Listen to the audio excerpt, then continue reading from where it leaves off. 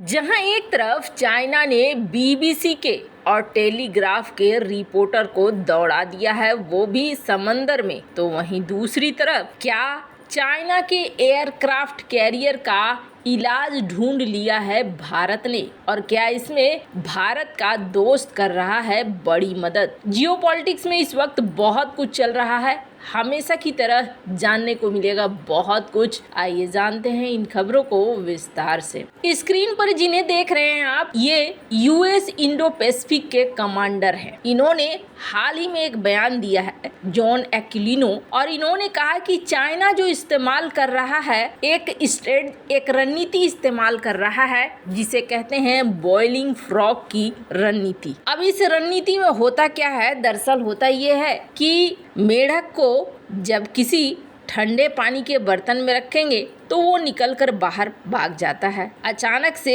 सीधे एकदम गर्म पानी के बर्तन में रखेंगे तो वो उछलकर निकल जाता है, पर एकदम नॉर्मल वाटर में वो उसे रखेंगे और फिर धीरे धीरे पानी को गर्म करेंगे तो क्या होता है कि जैसे जैसे टेम्परेचर बदलता है, अपनी एनर्जी को लगाता है मेढक उस टेम्परेचर के अनुसार ढलने में, और एनर्जी खत्म करता जाता है। एक समय ऐसा आता है जब उसकी सारी एनर्जी खत्म हो चुकी होती है और पानी बहुत ज्यादा गर्म हो चुका होता है, उबलने वाला होता है, और वो मेढक तब बाहर नहीं निकल पाता है। यही चीज वो कह रहे हैं, चाइना कुछ ऐसा ही इस्तेमाल कर रहा है इस इलाके में। चाइना हर जगह अपनी आक्रामकता दिखला रहा है, पहले थोड़ी मात्रा में, फिर धीरे धीरे उस मात्रा को वो बढ़ाता जा रहा है, और एक समय ऐसा आएगा जब बहुत ज्यादा तापमान बढ़ चुका होगा, यानी कि चाइना तब हमला कर देगा,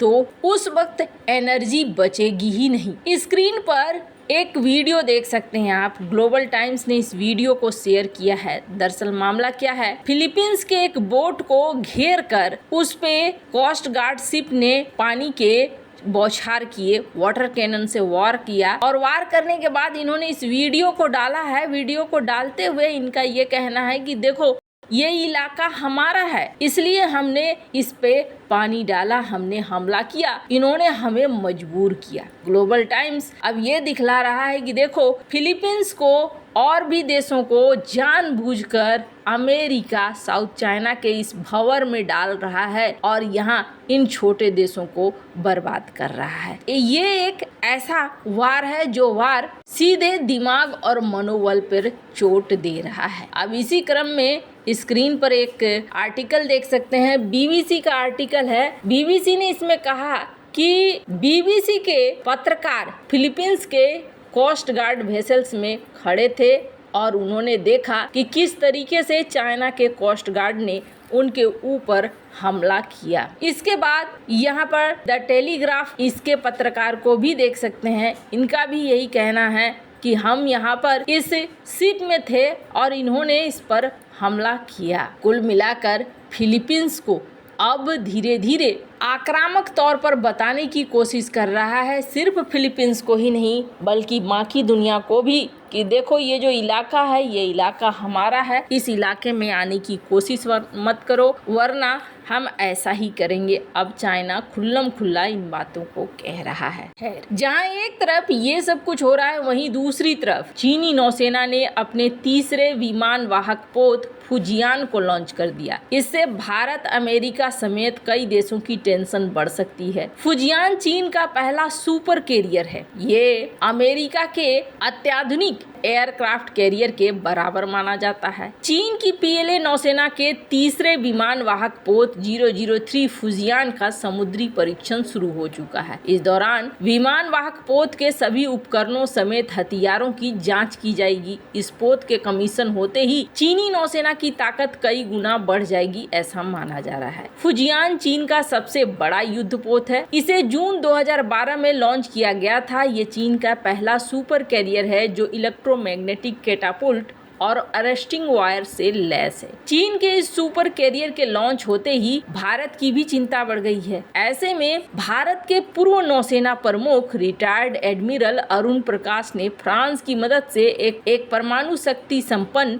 एयरक्राफ्ट कैरियर के निर्माण की बात कही है। फुजियान विमानवाहक पोत के नौसेना में कमीशन होने से चीन एशिया का पहला ऐसा देश बन चुका है जिसके पास सुपर कैरियर है। एशिया में सिर्फ 3 देशों के पास विमानवाहक पोत हैं, भारत, चीन और जापान शामिल है। चीन के फुजियान एयरक्राफ्ट कैरियर की विस्थापन क्षमता 80,000 टन है। इसकी लंबाई है 300 मीटर और बिम्ब है 39 मीटर। एडमिरल अरुण प्रकाश ने सुझाव दिया है कि भारत और फ्रांस पहले से ही लड़ाकू जेट के इंजनों के निर्माण में सहयोग कर रहे हैं। ऐसे में अगली पीढ़ी के विमान वाहक पोत के निर्माण के लिए भी दोनों देश हाथ मिला सकते हैं। फ्रांस ने पहले ही फ्रांसीसी नौसेना के लिए अपनी अगली पीढ़ी के परमाणु संचालित विमान वाहक पोत एवियंस नोवेल जनरेशन पर काम शुरू कर दिया है। PANG फ्रांसीसी परमाणु संचालित विमान वाहक पोत है, चार्ल्स डी गॉल की जगह लेगा। निर्माण 2025 में शुरू होने की उम्मीद है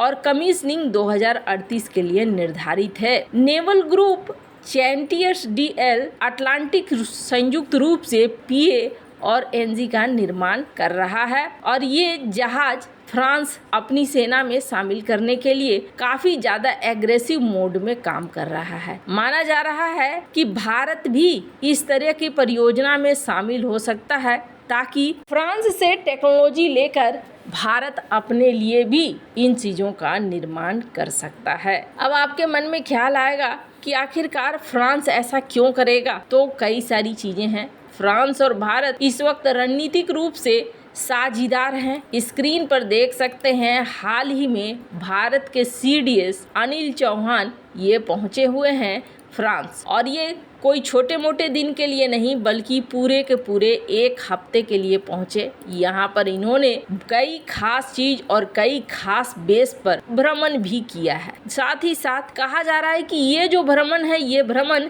यूं ही नहीं है, यहाँ पर रणनीतिक रूप से बहुत ज्यादा मायने कर रहा है यह मुलाकात। गवर्नमेंट ने भी इस बात को कहा है कि हाँ जी, ये जो मुलाकात है रणनीतिक साझेदारी को दिखा रहा है, क्योंकि डिफेंस सेक्टर में हम एक दूसरे के साथ स्ट्रेटेजिक पार्टनरशिप रखते हैं। ऐसे में आने वाले समय में फ्रांस भारत की बड़ी मदद कर सकता है इस सेक्टर में, और फ्रांस की मदद से भारत सबमरीन हो या एयरक्राफ्ट कैरियर हो, दोनों ही मामले में आगे बढ़ सकता है। अभी भी अगर भारत इसे करना शुरू करता है तो इसे पूरा होते होते थोड़ा वक्त जरूर लगे, पर माना जा रहा है कि कम से कम चीजें बढ़ने की दिशा में आगे तो बढ़ेंगी। वैसे आपको क्या लगता है, क्या इस मामले में फ्रांस भारत की मदद कर सकता है या फिर नहीं? कमेंट कर अपनी राय जरूर बताएं। जल्द मिलते हैं अगले वीडियो में नई खबर के साथ।